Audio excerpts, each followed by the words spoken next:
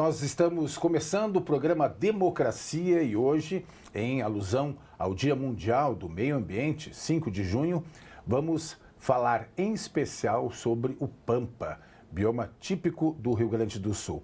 Em fevereiro deste ano, um levantamento inédito compilou as mais de 12 mil espécies identificadas no Pampa. O número representa 9% da biodiversidade brasileira. E, por outro lado, apesar da importância da vegetação, em 37 anos, o Pampa perdeu 34% da sua área original. São 70 vezes a área do município de Porto Alegre. Os dados são de uma pesquisa da rede colaborativa de ONGs, universidades e startups de tecnologia MAP Biomas. Outro estudo da Universidade Federal do Pampa estima que o bioma vai desaparecer em 2043, se continuar neste ritmo de degradação. E para falar mais sobre o futuro da sustentabilidade do Pampa, nós conversamos hoje com o analista ambiental do IBAMA, integrante da Coalizão pelo Pampa, Rodrigo Dutra. E também com o professor do Departamento de Ecologia da Universidade Federal do Rio Grande do Sul, Valério Pilar. É um prazer tê-los aqui, Rodrigo, Valério. Bom, eu queria começar, Rodrigo, falando desta coalizão pelo Pampa. Quando é que começa esse trabalho de vocês? É em função da preocupação, né, em relação aos números que eu apresentei aqui no início? Sim, boa tarde.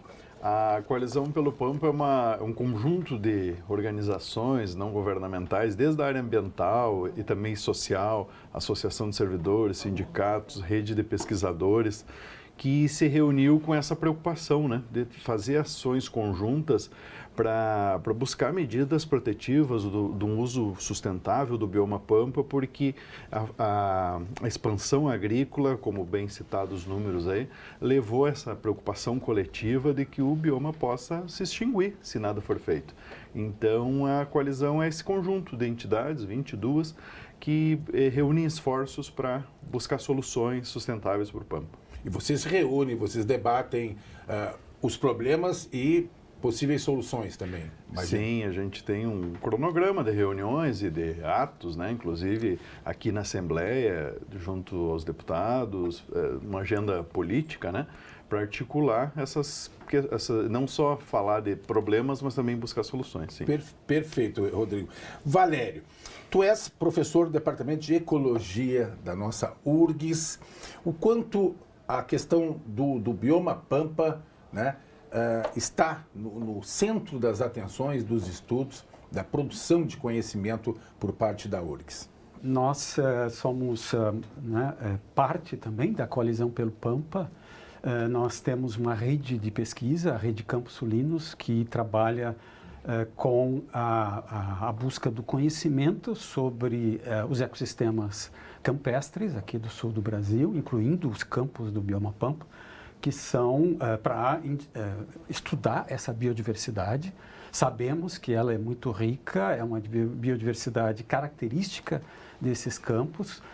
Nós sabemos que esses campos precedem as florestas e que as florestas expandiram aqui no sul do Brasil, iniciou essa expansão há cerca de 4.000 anos. E esses campos, as espécies que caracterizam esses campos, elas coevoluíram com grandes animais pastadores que se extinguiram há até 10.000 anos atrás. Então, o que nós temos estudado é justamente isso, como conservar primeiro, conhecer essa biodiversidade, como conservá-la, como nós podemos, por meio de manejo, né, manejo pastoril, e também nós temos estudado o uso do fogo, como esse tipo de uso pode contribuir para a conservação de toda essa biodiversidade característica dos campos. O que nós percebemos é que as florestas, né, na população em geral, as florestas, em geral, são consideradas como se tivessem maior importância, né, em termos de biodiversidade. Mas os nossos campos são tão ricos quanto as florestas, em termos de espécies, né? E são espécies nativas, quer dizer, os campos são vegetação nativa, tanto quanto as florestas, né, e merecem serem conservados, né? É isso que nós temos estudado. E é uma né? paisagem belíssima que é uma paisagem que em qualquer lugar do país reconhece como sendo, né, um local, né, típico do Rio Grande do Sul. Ele já é um cartão postal. Sim, sem dúvida. Historicamente, né, os campos foram muito importantes, né, para o desenvolvimento, né, da identidade, né, aqui do Sul. Né, os campos fazem parte desse processo histórico. Né? E, infelizmente, eles não têm merecido, né, a proteção que deveriam ter. Né? Do ponto de vista legal, esses campos são protegidos da mesma maneira como são as florestas, porém, nós estamos perdendo por ano, só no bioma Pampa, cerca de 145 mil hectares, em média, por ano. É muita coisa. Desde 2012 a 2021, em média, foram 145 mil hectares por ano. Se isso tivesse acontecendo na Amazônia, seria como se na Amazônia, por ano, tivessem sendo desmatados 30 mil quilômetros quadrados, fazendo uma relação proporcional, né, em relação ao tamanho do bioma. Né? É brutal, é uma perda brutal. Quer dizer, realmente, em poucas décadas, não teremos mais campos para contar a história. Ou teremos ainda naqueles locais muito impróprios para uma agricultura intensiva ou para a silvicultura, porque são as principais atividades econômicas que estão provocando essa destruição dessa vegetação nativa campestre no Rio Grande do Sul. Quando, né, Rodrigo, o professor Valério fala de perder, não é desaparecer, é porque está sendo ocupado com outras, né, com outras culturas. Né? Aí entra as lavouras, aí entra a plantação de eucaliptos e o que mais? Porque originalmente a vocação histórica é para a pecuária. Isso, e, inclusive essa atividade econômica da pecuária sobre os campos nativos, ela é reconhecida pelos pesquisadores e pela própria normatização já estadual como uma atividade sustentável no bioma, inclusive para ser usada na reserva legal, que é aquela parte das propriedades que tem que ser preservada, de 20% no bioma. E quando vem essas culturas agrícolas anuais, ou mesmo que sejam perenes, como as árvores, né, plantio de árvores exóticas, tem a substituição do campo. Então, não tem um convívio, é uma ou outra, né? Então, é retirado o campo, ele morto por dessecação, com agrotóxico, ou lavrado, né, com máquina agrícola. Então, sai o campo nativo, é destruído, e entra a cultura agrícola anual. Aí que tem essa perda que o professor se referiu.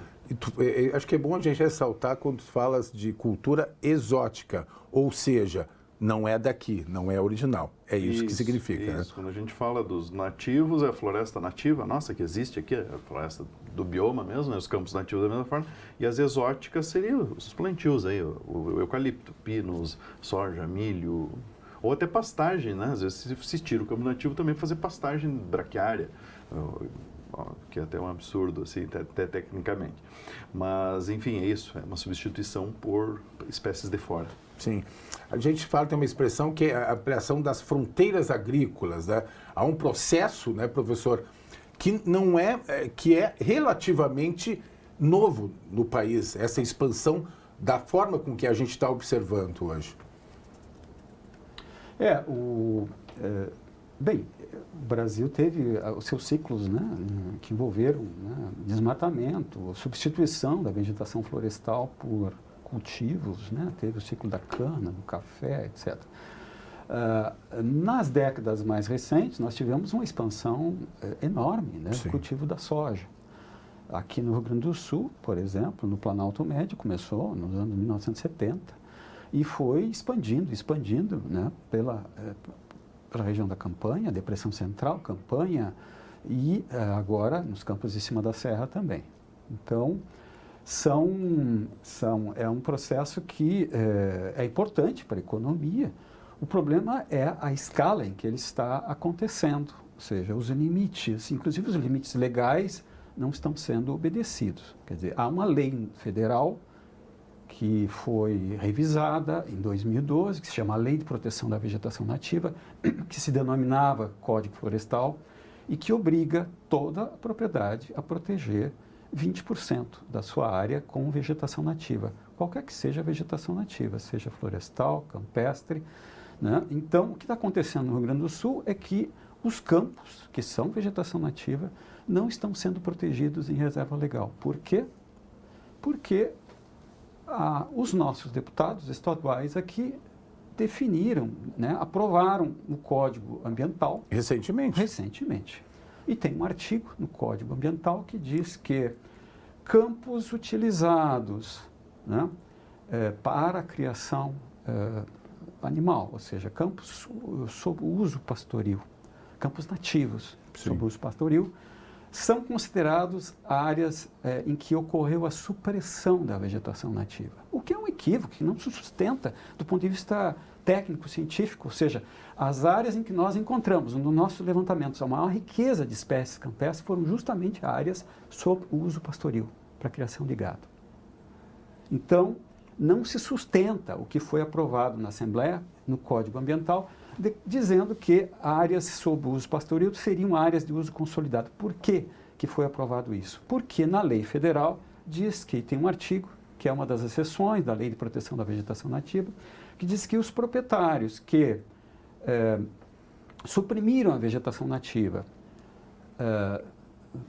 décadas, ou seja, há décadas, há séculos, quando não havia lei que protegia, que determinasse a existência da reserva legal, que eles estão isentos, né, de declararem a reserva legal. Logo, esse artigo no Código Estadual do Meio Ambiente vem muito, né, se suspeita, obviamente, que a intenção foi essa, de que isentar os proprietários, né, de campos nativos do Rio Grande do Sul de declararem reserva legal nesses campos, que é fundamental para a sua proteção. Nós temos uma proporção muito pequena de unidades de conservação públicas. Apenas 3%, se não me engano, no bioma Pampa, são protegidos, né, por áreas de proteção pública, reservas, parques estaduais, nacionais, áreas de proteção ambiental, as APAs. Então, é fundamental que esses ecossistemas campestres sejam preservados dentro das propriedades como a lei manda. Só que aqui no Rio Grande do Sul, infelizmente, nós não temos praticamente reservas legais em campo nativo, porque tem essa burla, né, da lei federal por conta de um código estadual que permitiu, que declarou que criou essa categoria esdrúxula de área rural consolidada, que na lei federal ela foi criada justamente para áreas que sofreram a supressão da vegetação para o uso alternativo do solo, que foi para cultivos. Aqui no Rio Grande do Sul, a pecuária nunca suprimiu a vegetação nativa, ou seja, não é necessário suprimir a vegetação nativa para criar gado no campo nativo. Pode haver essa convivência... Exatamente. Historicamente, com as instâncias jesuítas, o gado foi introduzido e ele se espalhou, ele foi criado naturalmente nesse ecossistema. Ninguém plantou pasto para criar gado no Rio Grande do Sul, ou seja, a vegetação nativa, naturalmente, ela serve de pasto, de pastagem. Então, aqui não é necessário plantar pasto, porque a vegetação nativa serve como pasto e ela é preservada, ela é conservada nessa atividade. Porque, como eu falei antes, quer dizer, na origem, esses campos, as espécies que compõem esses campos coevoluíram com grandes animais pastadores, né, de mais de tonelada, que se extinguiram. Né? Nós tínhamos aqui, há até 10 mil anos, grandes animais, além dos cavalos, né, que ocorriam aqui, que se extinguiram aqui, depois foram domesticados na Europa e depois foram reintroduzidos aqui. Mas havia grandes animais, como na savana africana, né, até 10 mil anos, e esses animais eram pastadores, muitos deles eram pastadores. Então, a pecuária sobre o campo nativo, esses animais não são estranhos a essas espécies campestres, tanto da fauna como da flora. Então, é isso, é uma atividade que é compatível com a conservação do campo. Infelizmente, ela está sendo substituída pela agricultura intensiva, pela agricultura, né, de soja, já o arroz nas várzeas, mas isso há um limite natural aí, que não vai passar das várzeas, mas a soja está indo muito além do que a lei permitiria, né, em muitas regiões. Nos Planalto Médio, nós não temos mais praticamente campos nativos, né? O município de Cruz Alta, por exemplo, tem apenas 6% dos campos nativos que ocupavam originalmente o município, né, em função da agricultura, sobretudo de soja e trigo no inverno e das pastagens, né, as pastagens plantadas. Que loucura. Rodrigo, como eu coloquei na abertura, fazendo o cálculo aqui, em 20 anos, se continuar nesse ritmo, né, vocês já tocaram nesse assunto, nós teremos esse bioma, ele pode desaparecer ou se degradar tanto que não vamos poder identificá-lo como um bioma pampa, né, como do jeito que está hoje. Tu que te dedicas mais também à área legal, né, da legislação e sobre o que o professor Valério estava falando, esses 20% para a gente entender é que cada propriedade, eu sou dono de terras, né, no sul do estado, eu preciso, pela lei, conservar 20%, é isso. Ou seja, se eu tiver, sei lá, uma estância, um sítio, uma fazenda, eu não posso, assim, conservar um trecho maior e compensar em outra área. Como é que na prática isso está se dando? Pois é, a reserva legal para os campos, é interessante também mencionar que ela já existe desde 2001. Uma MP que mudou o tamanho da reserva legal na Amazônia, ela trouxe a reserva legal para os campos também de 20%. Então não é, às vezes se fala como se fosse uma novidade. Sim. Isso existe desde 2001. E a reserva legal eu também gosto sempre de frisar que ela é um espaço, por exemplo, nesse bioma é 20%, uma propriedade de 100 hectares teria que resguardar 20 hectares para não ser suprimido. Nos outros 80%, né, a maior parte, se poderia trabalhar essas outras culturas e tal. Mas é importante mencionar que esses 20% é para uso sustentável, não é como eu digo, não é um parque que cria dentro da propriedade, eu não vou poder mexer mais nada e tal. Não é para suprimir, mas pode ter atividade pecuária, que já foi falado aqui, que é sustentável, outras atividades, né, que não suprimam, como a lavoura suprime o campo nativo. Então é isso. A compensação, ela existe na legislação também para quem está com déficit. Por exemplo, nesse exemplo dos 100 hectares, a pessoa tem só 10 hectares, falta 10, ou ela vai recuperar 10 naquela propriedade mesmo, ou ela pode compensar em outra, mas isso para o passado, né? Não é para agora. Eu vou fazer supressões agora e compensar em outro lugar. Não, é para quem tem passivo, antes de 2008. Que a lei de 2012 ela fixou esse marco temporal em 2008. E outra coisa importante ressaltar é que esse conceito equivocado criado aqui no Rio Grande do Sul de supressão por área rural consolidada por supressão com atividade pastoril, que o professor Valério estava explicando, ele foi criado em 2015, até antes do novo código, num decreto estadual. E foi questionado judicialmente, até hoje existe uma liminar, desde 2015, uma liminar mantida pelo Tribunal de Justiça que determina que o Estado, através da SEMA, aceite os campos nativos no CAR como vegetação nativa, não como área rural consolidada. Então, isso ainda tem dado uma certa garantia. Por exemplo, existe autorização para suprimir esses campos, isso também é importante falar para os nossos telespectadores aí. Quem quiser abrir uma lavoura em cima dos campos nativos hoje, tem que ir na FEPAM pedir autorização. A FEPAM vai dar, desde que tenha os índices para cumprir, né? Reserva legal, resguardar APP, que é as margens de córrego, de nascentes, né? Áreas de preservação permanente. Então, é possível de conseguir a autorização da FEPAM e ela vai cobrar, vai cobrar esses 20%. Onde é que o senhor vai deixar os seus 20% aqui, criando corredores com outras reservas legais dos vizinhos também e tal. Então, existe essa garantia, mesmo que frágil, uma liminar, mas mantida pelo Tribunal de Justiça, daquela época. Mas hoje a lei mais atual também renovou esse conceito equivocado. Então, virou uma briga judicial que não é boa para ninguém, né? Sim. E nós temos legislações aqui tramitando hoje, né? Nós temos um projeto de lei 237, né? O que ele trata de, o que ele pode compensar essa situação aí constrangedora do... Nós falamos aqui da reserva legal, por exemplo, que está na Lei Geral de Proteção à Vegetação Nativa no Brasil, né? Alguns biomas têm legislações mais específicas. Nós sabemos muito da Lei da Mata Atlântica, por exemplo, né? E o Pantanal também tem leis estaduais, mas o Pampa não tem lei nenhuma específica. O que pode fazer, como que é melhor, onde reservar, fazer um zoneamento e tal. Isso que até a coalizão ajudou os deputados, Jefferson e o deputado Rossetto, no sentido de construir esse PL. Era um PL que boa parte já vinha de um PL do deputado Marrone e foi renovado, reprotocolado aí, né, com ajustes. E uma das ferramentas muito interessantes desse PL é o zoneamento para a expansão agrícola, né? Então, vamos ver regiões mais frágeis do ponto de vista climático, do ponto de vista de solo. Aqui não avança a agricultura, preservar esses campos, porque, dentre outras coisas. Mas os campos, inclusive a gente já tem informação de avanço da agricultura sobre esses campos de areais, por exemplo, que tem no Rio Grande do Sul, e que nessas estiagens já está tendo abandono de lavouras.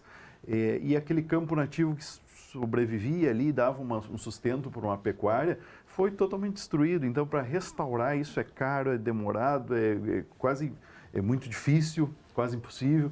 Então, nós temos que melhorar essa expansão, um planejamento mais estadual. Isso é uma das coisas que o PL traz, dentre outras. Não é um PL conservacionista apenas, vamos parar tudo e só conservar o Pampa. Não, é de como fazer, onde fazer, num ritmo mais sensato.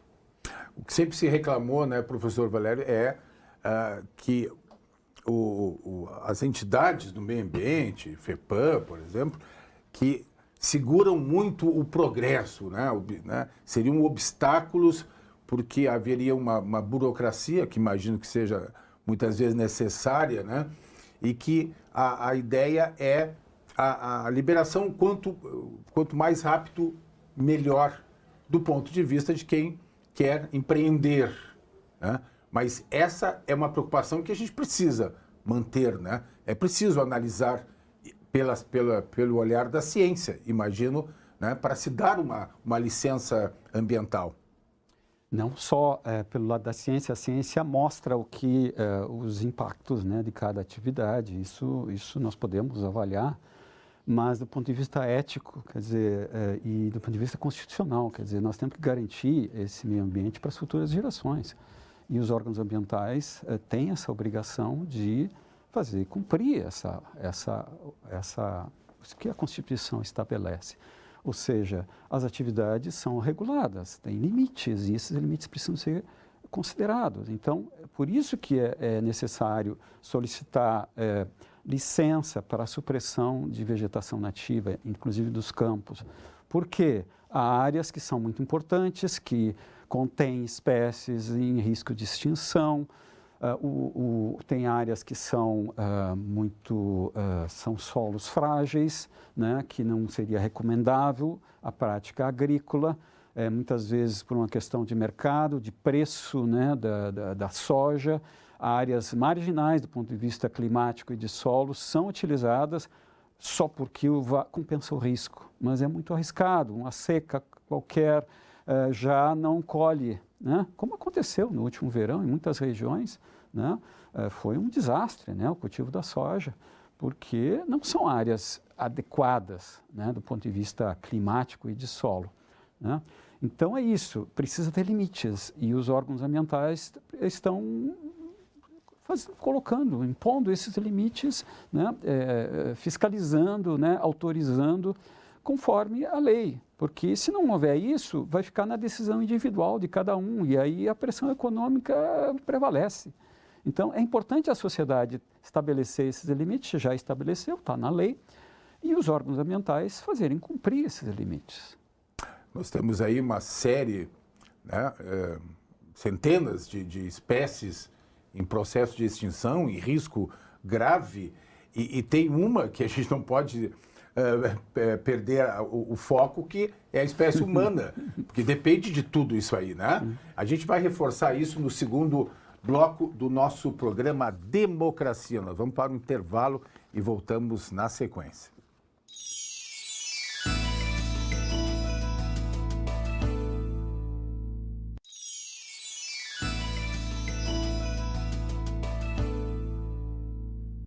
Nós estamos de volta com o programa Democracia, hoje falando sobre meio ambiente, especialmente sobre o Pampa, bioma típico do Rio Grande do Sul. E conversam com a gente o analista ambiental, integrante da Coalizão pelo Pampa, Rodrigo Dutra, e também estamos aqui com o professor do Departamento de Ecologia da URGS, Valério Pilar. Bom, nós estamos falando sobre as espécies. Bom, muitas espécies, né, nós sabemos, em todos os biomas brasileiros já foram extintas. E existe uma lista, uma relação grande de espécies que correm risco, né, professor, de extinção. E quando... porque tinha aqueles memes, né, com o mico-leão dourado. Para que serve o mico-leão dourado? Para que serve as espécies? Para que serve, né, desde o fungo a um mamífero? Isso não é apenas pela preservar, né, porque faz parte da nossa história. Existe um impacto, existe uma influência sobre as nossas vidas, ou não? Sem dúvida, o risco da nossa extinção aumenta quando as demais espécies se extinguem, né? E tem um aspecto importante que é importante considerar também. Nós estamos falando de extinção das espécies que nós conhecemos, que nós já conhecemos. Agora, há possivelmente milhares ou milhões de espécies que nós não conhecemos e não tivemos nem a chance de conhecê-las, porque elas se extinguiram já antes, porque nós estamos destruindo os ambientes, os hábitats onde essas espécies ocorrem. E há espécies que têm uma região de ocorrência, uma zona de ocorrência limitada. São espécies endêmicas que ocorrem em apenas alguns locais, algumas regiões muito limitadas. E quando essas regiões são transformadas, né, drasticamente pelas atividades humanas, o risco daquelas espécies que estavam ali terem se extinguido é muito alto, né? Então, mas por que é importante, né? Por que é importante conservar a integridade desses ecossistemas? Porque nós dependemos disso, né? Usando um argumento utilitário, para a nossa sobrevivência, nós dependemos do funcionamento desses ecossistemas. Ou seja, tudo aquilo que nós consumimos, o ar que nós respiramos, a água que nós bebemos, o alimento que nós consumimos, dependem do funcionamento desses ecossistemas. Ou seja, quando nós cultivamos um solo, aquela fertilidade que tem aquele solo, a estrutura que garante, né, a colheita, tudo aquilo foi criado por organismos, né, que ocorrem naturalmente ali naqueles ecossistemas, né? Ou seja, ao modificar esses ambientes, nós estamos alterando as condições para a sobrevivência de muitos organismos. Dependendo do tipo de manejo que nós realizarmos, nós podemos causar extinções e prejudicar, comprometer o funcionamento desses ecossistemas e comprometer o suprimento para nós, para humanos, né, desses benefícios que nós temos da natureza. Então é isso, nós poderíamos falar aqui sobre argumentos éticos. Nós temos que respeitar aquilo que nos foi dado, que a natureza nos oferece, do ponto de vista ético, nós temos que respeitar as futuras gerações, né? Mas usando um argumento puramente utilitário, é isso. Se nós não cuidarmos da natureza, bem pragmático também. A espécie humana se extingue. Nós não sobreviveremos aqui, né? Sim, não é uma visão apocalíptica, é que se continuar desse jeito, né, Rodrigo? Nós estamos falando de legislação, isso passa por uma legislação boa, a preservação, a proteção do meio ambiente. E pelo trabalho de fiscalizar, né? Porque está tramitando esse projeto de lei aqui na Assembleia, o 237, né, que tem sua importância, que foi colocado pelo Rodrigo, mas depois dessa legislação consolidada, é preciso um trabalho de fiscalização. E muita gente vem reclamando, né, da efetividade desta. E tu és o analista ambiental do IBAMA, que é uma das entidades importantes. Como é que está hoje esse trabalho, na tua opinião? Existe a fiscalização, tanto o IBAMA como a FEPAM, a Brigada Militar Ambiental, talvez não no ritmo suficiente frente ao ritmo de supressão. Estrutura, priorização também, né? Existem outras atividades, os órgãos vão priorizando conforme a sua capacidade.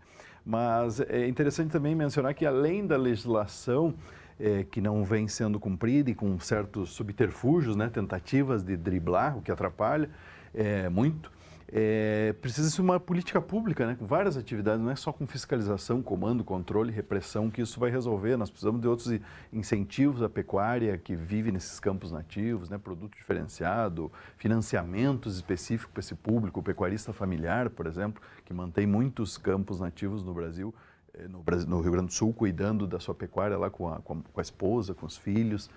O governo anunciou recursos, né, para esses pecuaristas familiares, não? Isso recentemente. Algum programa de incentivo para a manutenção disso, né? Eu acho que eu vi de um programa junto com a Aliança del Pastizal, que é um conjunto de produtores que trabalham com o campo nativo, aliados nessa estrutura de uma organização não governamental, né? E eles conseguiram um recurso com um fundo francês e o BRDE estadual entrou com outra parte do recurso, uma contrapartida, para financiar boas práticas sustentáveis na pecuária, não só a familiar, pecuaristas médios ou grandes também entram nisso. E é importante conservar o Pampa, né, como pano de fundo isso. Então, assim, eu diria que é mais do que só fiscalização, né? Nós precisamos de vários pontos, educação, né, difusão da importância desses campos.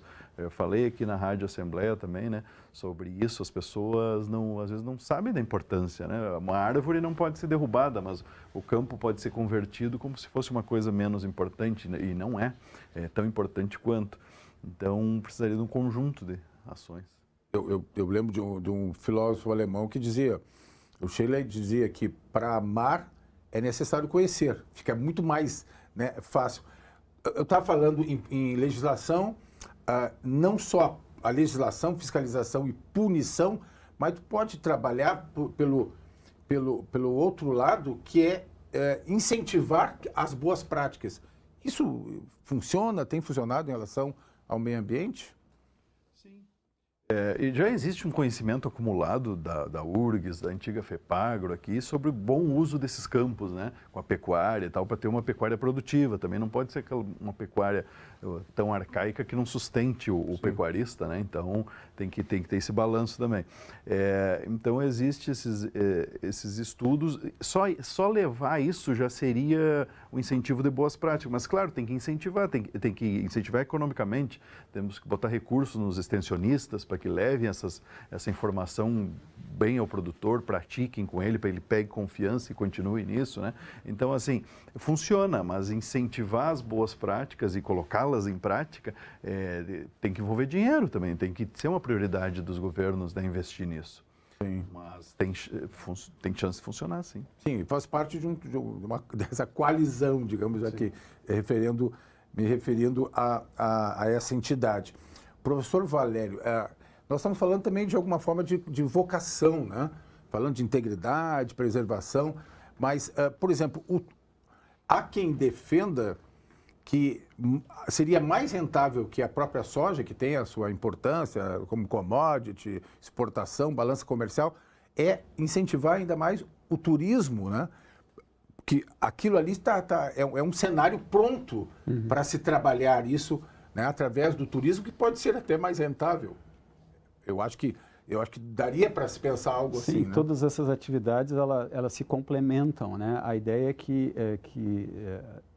precisamos de paisagens, né, bem conservadas, né, com limites, né, para diferentes atividades, né, principalmente aquelas que causem a degradação desses ecossistemas naturais.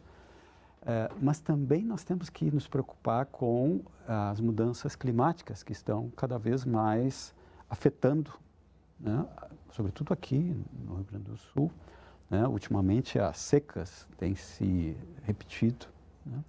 Então, esses anos mais secos, sobretudo no verão, o que se observa? As áreas que mais sofrem com a seca são as áreas agrícolas. Os campos sofrem menos, os campos são mais, as plantas campestres toleram mais períodos de seca. Ou seja, a atividade pecuária sobre campo nativo é uma atividade menos sujeita às perdas causadas por uma seca.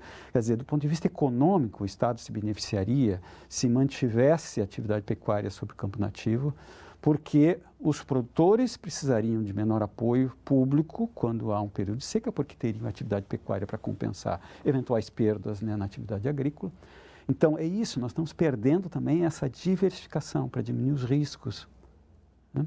Nós precisamos ter paisagens agrícolas, paisagens pecuárias, né, mais resilientes, mais resistentes, mais tolerantes aos eventos climáticos extremos. E para isso é fundamental preservar a vegetação nativa, sobretudo os campos que caracterizam, né, aqui o Rio Grande do Sul, e também no sentido de garantir os serviços ecossistêmicos, denominados serviços ecossistêmicos, que são esses benefícios, né, que nós obtemos a partir dos ecossistemas naturais. A produção de água, nós estamos falando muito em reservar água, né? Fazer barragens, porém poucos estão falando em como garantir a produção de água, garantir que essa água, que quando chove, essa água infiltre e reabasteça, né, as reservas da água no subsolo, né?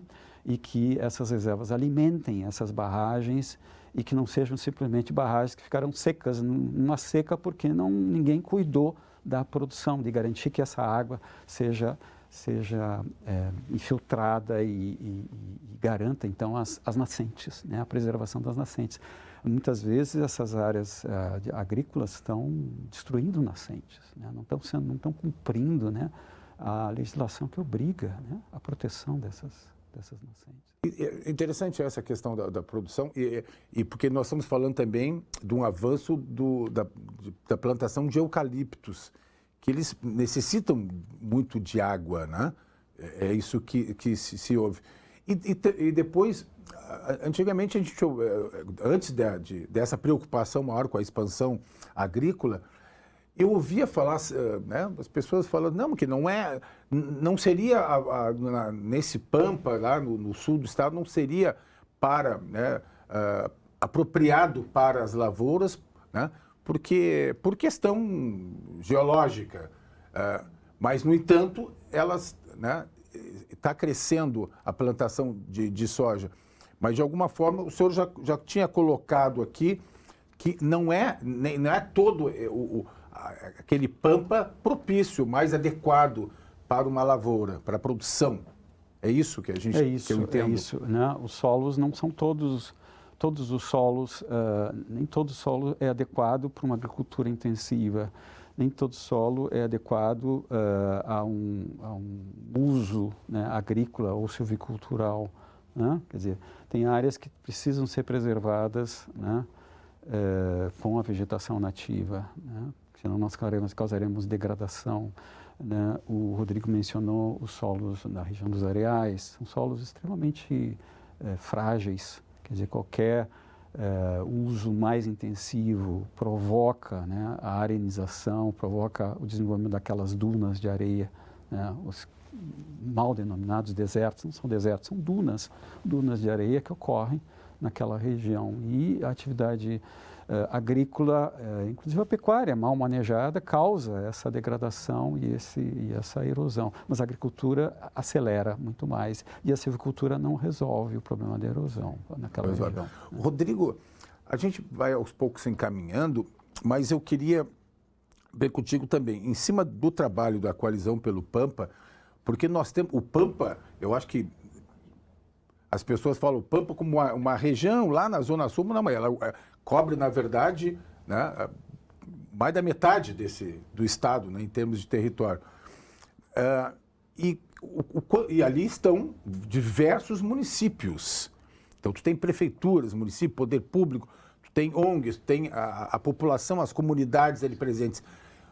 pela observação de vocês, pela prática e por essa rede de contatos, como é que as pessoas que vivem lá estão analisando essa situação e como é que está o trabalho de vocês junto a essas localidades? Isso, é bem lembrado, o Pampa, na verdade, quase 70% do território do Rio Grande do Sul é Pampa, né? O maior bioma que nós temos aqui, o resto seria Mata Atlântica. E, embora o Pampa seja pequeno no Brasil. E é um assunto que nós, gaúchos, vamos ter que resolver. Eu sempre cito isso, não adianta esperar. E nem queremos também legislação feita lá em Brasília ou soluções de Brasília. Isso, o ideal era que nós discutíssemos e avançássemos aqui. Então, assim, a coalizão também tem representações dos parceiros do interior, principalmente de comunidades tradicionais, quilombolas, pecuaristas familiares, grupos preocupados com as grandes minerações no Pampa também, tem esse pessoal representando na coalizão. Então, tivemos assim, um caso emblemático lá em Caçapava, por exemplo. É esse que estou me referindo. Esse grupo está conosco. E, então, assim, existe essa percepção também nas sociedades locais, talvez um pouco mais diluída ou menos divulgada, mas as pessoas também estão preocupadas. Isso basta nós irmos em eventos no interior, também as pessoas manifestam, falam em audiências públicas e tal. Então, a coalizão, ela tem nossas reuniões, por exemplo, são remotas até para agregar esse pessoal todo, que nós temos uma boa representação, acredito, no Pampa. É um assunto de todos, né? Não é um assunto só de Porto Alegre, embora aqui gire o centro do poder executivo, legislativo, né? Então aqui a gente acaba tendo mais articulação do dia a dia. O governo está presente nesse grupo ou vocês só dialogam, encaminham conclusões e sugestões? A coalizão, ela é não governamental. Então, lá, por exemplo, eu estou enquanto Associação de Servidores do IBAMA. A Associação de Servidores da FEPAM também está, da SEMA e pesquisadores. Mas isso chega no governo. Isso, até porque numa das nossas rotinas, em alguns pontos chaves, a gente se manifesta oficialmente em redes sociais, ofícios a secretária de Meio Ambiente, até o governador, né, colocando a nossa posição, porque uma parte também da coalizão é formada por pesquisadores da rede Campos Sulinos, pesquisadores da rede Sul de Restauração Ecológica, então, gente que entende do assunto. O mais recente que nós estamos nos posicionando é sobre o zonamento da silvicultura, que está em revisão, né? Nós estamos acompanhando e preocupados também, que se prevê uma expansão também da silvicultura, então, sempre preocupado com uma expansão desordenada seria a preocupação, né? Sim. Professor, muito obrigado, Rodrigo, pela tua participação. Professor, eu já fiz essa pergunta para muitos convidados aqui, quando a gente trata dessa área do meio ambiente. É possível harmonizar desenvolvimento, ou crescimento, desenvolvimento, com a preservação? Esse é um diálogo possível e mais, podemos sair daqui, saímos desse programa pessimistas em relação ao futuro ou temos como, de alguma forma, reverter e no futuro minimizar, né, esses impactos que hoje nos preocupam? É possível, sim, compatibilizar o desenvolvimento com a conservação da natureza. Nós precisamos que quem detém, né, o poder de tomar decisões, que tenha o desejo, né, de preservar, ao mesmo tempo que desenvolve economicamente. Quer dizer, o que falta muitas vezes é essa vontade, essa compreensão de que não são objetivos contraditórios, desenvolvimento e conservação da natureza. Há maneiras de desenvolver que conservam a natureza, né? Então, há maneiras de desenvolver que destroem a natureza. Então, são escolhas que são tomadas, que são feitas, né, nesse processo, e é importante tomar as decisões adequadas para que tenhamos futuro. Sim. E não recuar só quando estivermos na beira do abismo, né? Exatamente. Porque às vezes a gente precisa, nós, né, individualmente, às vezes precisamos tomar um susto para mudar o comportamento nosso em relação à nossa saúde, né? Mas tomara que a humanidade, né, não precise né, de um susto tão grande. E a água é um bem que cada vez mais se reconhece como, né, a grande preocupação e o grande, né, produto, né, que precisamos preservar e trabalhar, né, em cima disso. Ter a consciência de que sem água não teremos, né? Não teremos esses debates, por exemplo, que precisamos estar aqui vivos para lutar pelo que nós acreditamos. Muito obrigado, professor, pela participação. Obrigado, Rodrigo. E agradecemos em especial as pessoas que até agora nos acompanham neste programa Democracia. Obrigado pela audiência. Voltamos no próximo programa com um novo tema de interesse da sociedade gaúcha. Até lá.